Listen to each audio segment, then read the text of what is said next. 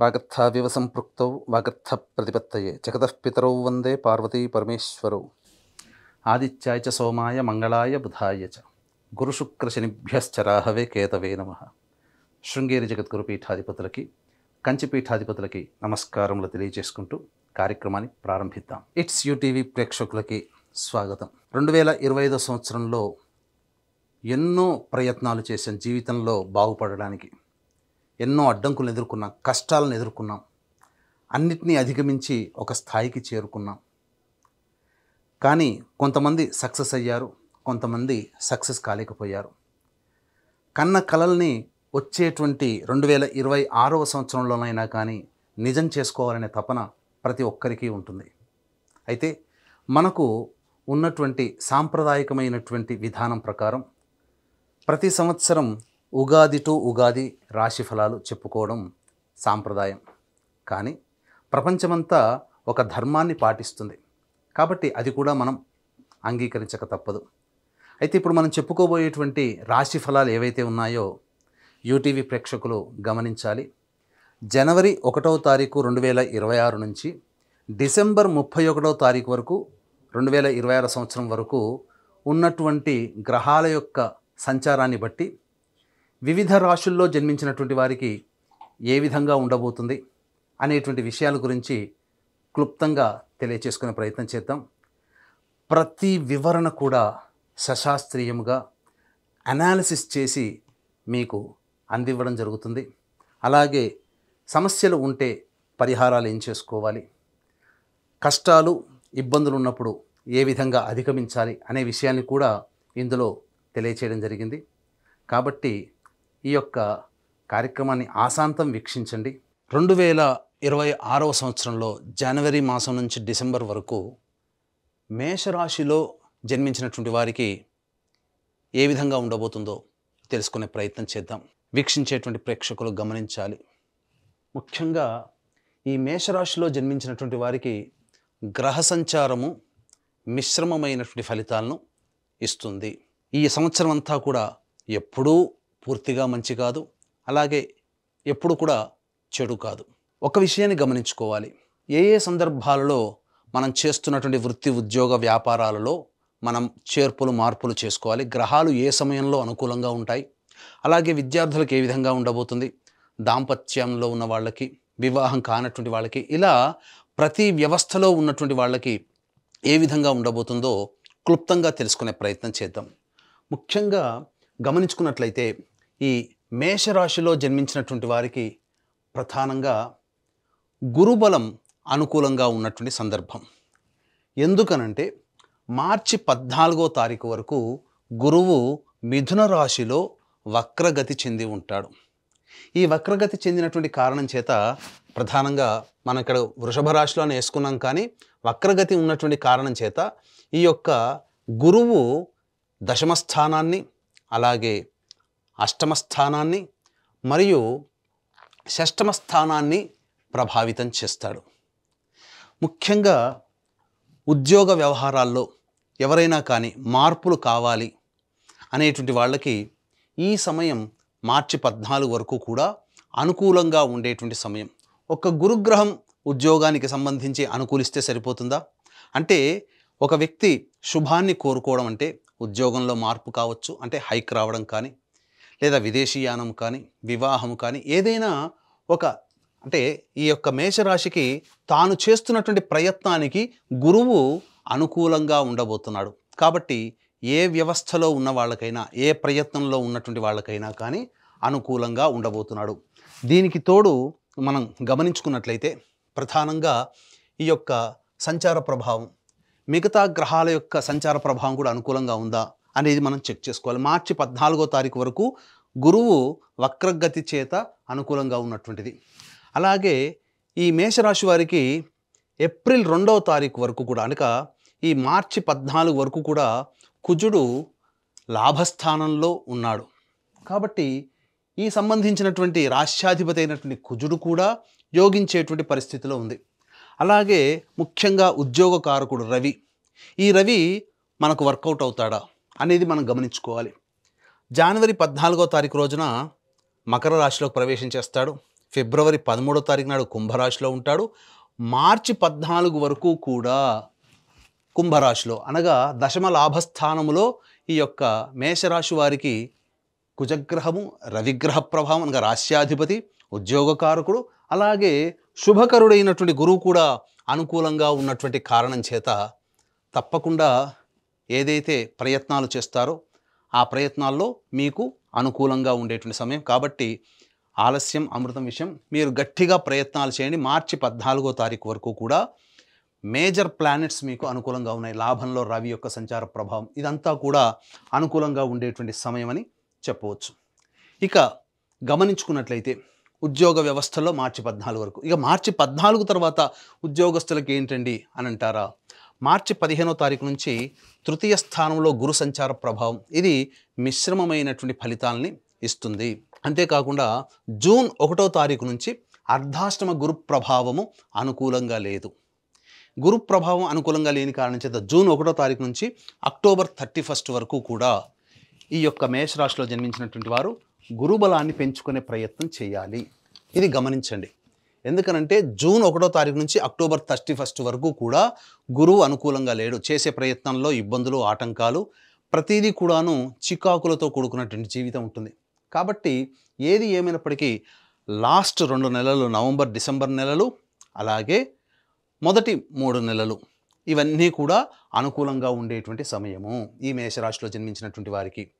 మార్చి 15 నుంచి జూన్ 1వ తారీఖు వరకు కూడా ఈ సంబంధించినటువంటి ఈ మేషరాశిలో జన్మించినటువంటి వారికి ప్రధానంగా గమనించుకోవాలి.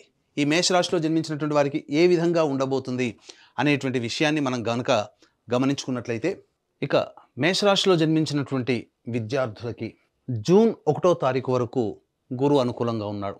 కాబట్టి ఉత్తీర్ణతా శాతం చాలా చక్కగా ఉంటుంది. పోటీ పరీక్షల్లో విద్యార్థులు చాలా చక్కగా పరిణితిని సాధిస్తారు. అనుకున్న విశ్వవిద్యాలయాల్లో మీకు సీట్లు లభించే అవకాశం కూడా ఉంటుంది. కాబట్టి కోరుకున్న కళాశాలలో ప్రవేశం లభిస్తుంది. ఉన్నత ప్రమాణాలతో ప్రథమ శ్రేణిలో ఉత్తీర్ణులు అవుతారు. కాకపోతే జూన్ 1వ తారీఖు నుంచి అక్టోబర్ 31వ తారీఖు వరకు ఉన్నటువంటి సమయం మాత్రం అనుకూలముగా లేదు. ఈ కారణం చేత ఎక్కువగా కష్టపడాల్సినటువంటి పరిస్థితి ఈ యొక్క మేషరాశిలో జన్మించినటువంటి వారికి ఎదురవుతుంది. ఇక గమనించుకున్నట్లయితే, ఇక వివాహ సంబంధించినటువంటి విషయాలలో ప్రధానంగా ప్రయత్నం చేయండి. ఎందుకనంటే మార్చి 14వ తారీఖు వరకు కూడాను గురువు వక్రగతిన ఉన్నటువంటి కారణం చేత ప్రయత్నంలో కొంత ఆటంకాలు అనేటువంటివి ఉంటాయి. అయినప్పటికీ కూడా ప్రధానంగా మార్చి 14 నుంచి జూన్ 1వ తారీఖు వరకు గురువు మిథున రాశిలో సంచారం చేస్తూ వివాహానికి అనుకూలమైనటువంటి ప్రయత్నము. కాబట్టి మార్చి 14 నుంచి జూన్ 1వ తారీఖు వరకు వివాహ సంబంధాలు నిశ్చయం అవ్వడము, లేకపోతే ఈ సంబంధించినటువంటి వివాహమే జరగడము కూడా మీకు ఖచ్చితంగా ఉండబోతుంది.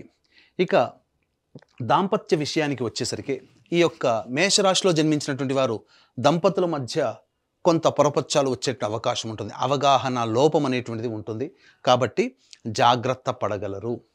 ఇక ఆరోగ్య విషయానికి వచ్చేసేసరికి ప్రధానంగా ఏలిన నాడిశని ప్రభావం ఈ మేషరాశిలో జన్మించినటువంటి వారికి ఉండడము, అలాగే గురువు జూన్ 1వ తారీఖు నుంచి అక్టోబర్ 31వ తారీఖు వరకు అనుకూలంగా లేని కారణం చేత ఆకస్మికమైనటువంటి ప్రమాదాలు, అలాగే హాస్పిటలైజేట్ అవ్వడం కానీ, లేదా శస్త్రచికిత్సలు జరిగే అవకాశాలు కానీ గోచరమవుతున్నాయని చెప్పవచ్చు.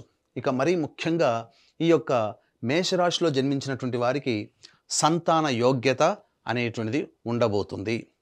సంతానం కోసం ఎదురు చూసేటువంటి వ్యక్తులకి సత్సంతానం లభించి తీరుతుంది. మంచి శుభవార్త ఈ మేషరాశిలో జన్మించినటువంటి వారు వింటారని చెప్పవచ్చు.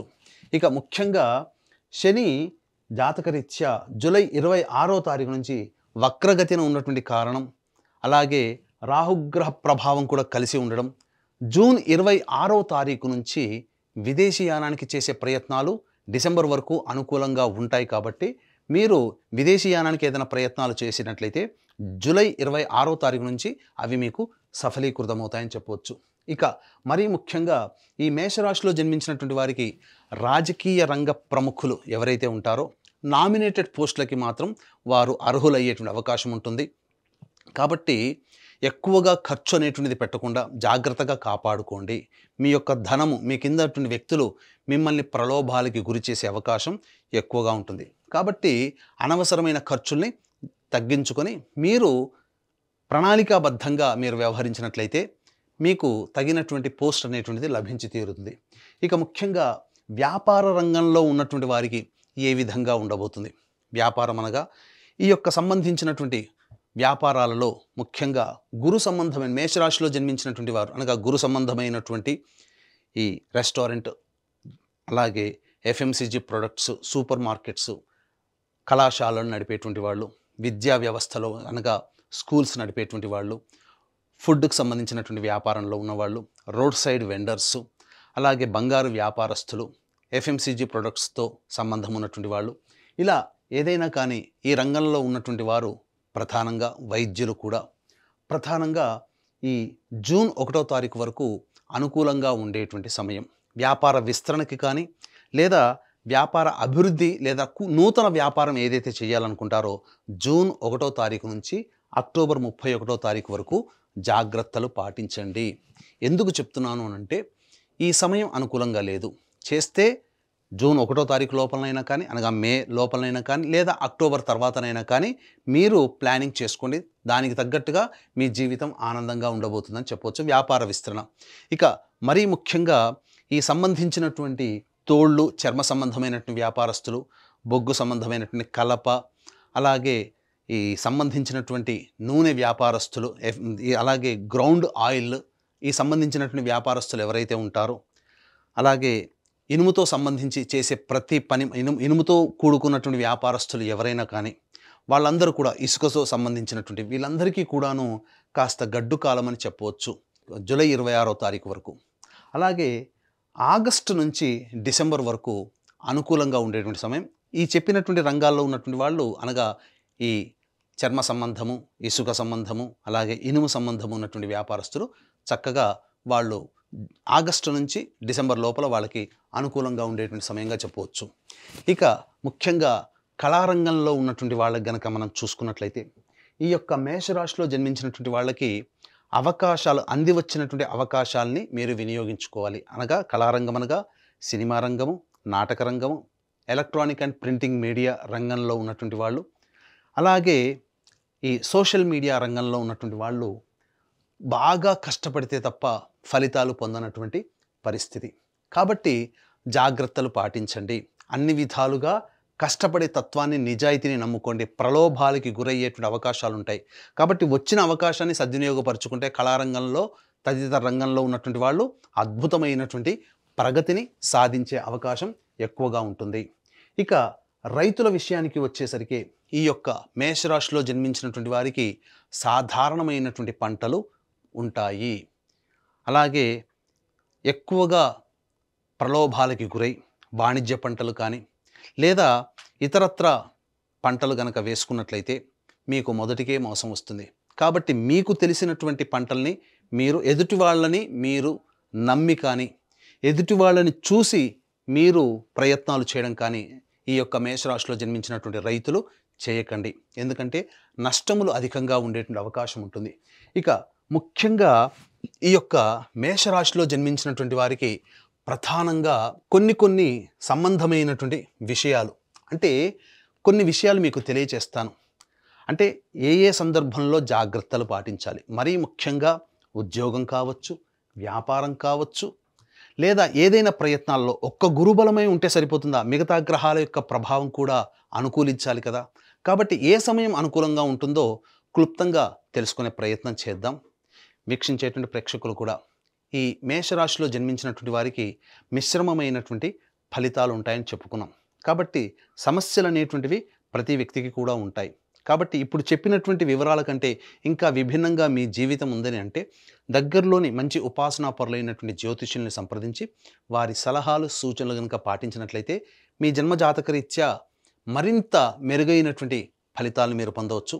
అలాగే వీక్షించేటువంటి ప్రేక్షకులకి గమనిక, ఈ యొక్క 2026వ సంవత్సరం మీరు చేపట్టే ప్రతి పనిలో మీకు విజయం కలగాలి, మీకు ఆనందంగా ఉండాలి, అన్ని విధాలుగా మీకు దైవం అనుకూలంగా ఉండాలి, గ్రహ సంచారం రాబోయే 8 ఏళ్ల వరకు కూడా కొంత విభిన్నంగా ఉండబోతుంది కాబట్టి మిశ్రమమైనటువంటి ఫలితాలు ఉండబోతాయి కాబట్టి జాగ్రత్తగా మీ యొక్క సంకల్పం నెరవేరాలనేటువంటి యొక్క సదుద్దేశంతో మీ జాతకరీత్యా కలుగు అన్ని రకాలైనటువంటి సమస్యల నివారణకి విద్య, వివాహ, ఉద్యోగ, దాంపత్య, అనారోగ్య అనేక రకాలైనటువంటి సమస్యలకి ప్రతి నెల ఒక పుణ్య తిథి రోజున సర్వదోష నివారణ పూజలు, హోమాలు అనేటువంటివి మీ గోత్రనామాలతో జరిపించడం జరుగుతుంది.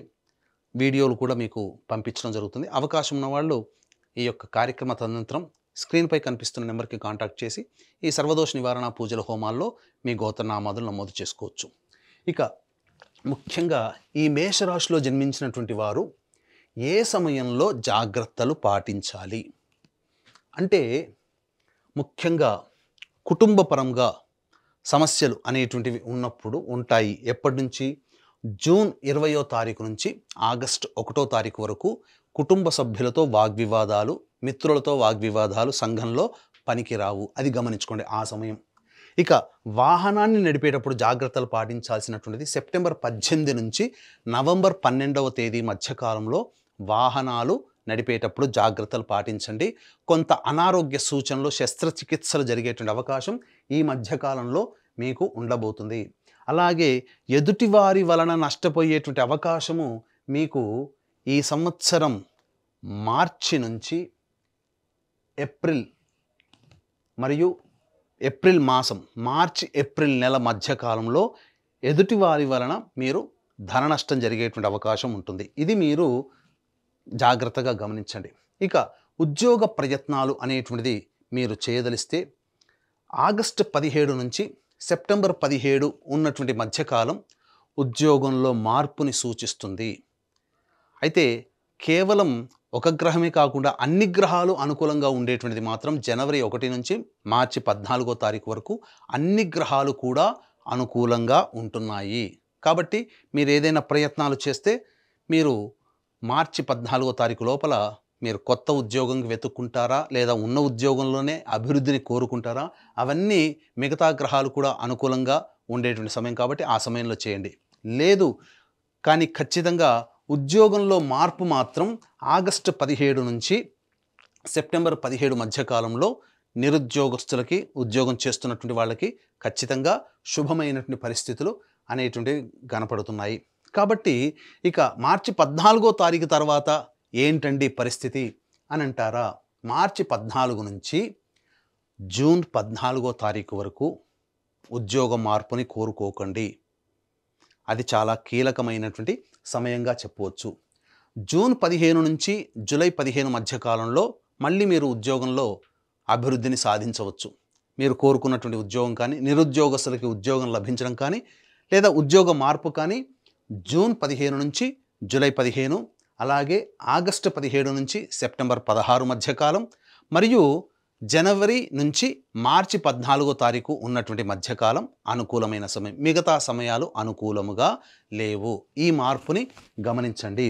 అలాగే ముఖ్యంగా ఈ యొక్క మేషరాశిలో జన్మించినటువంటి స్త్రీలు ఏ విధంగా ఉండబోతుంది అనేటువంటి యొక్క విషయాన్ని గనక చూసుకున్నట్లయితే, ఈ మేషరాశిలో జన్మించినటువంటి వారికి ప్రధానంగా ఈ స్త్రీలకి కొంత ఇంట బయట సమస్యలు అనేటువంటివి తప్పవు.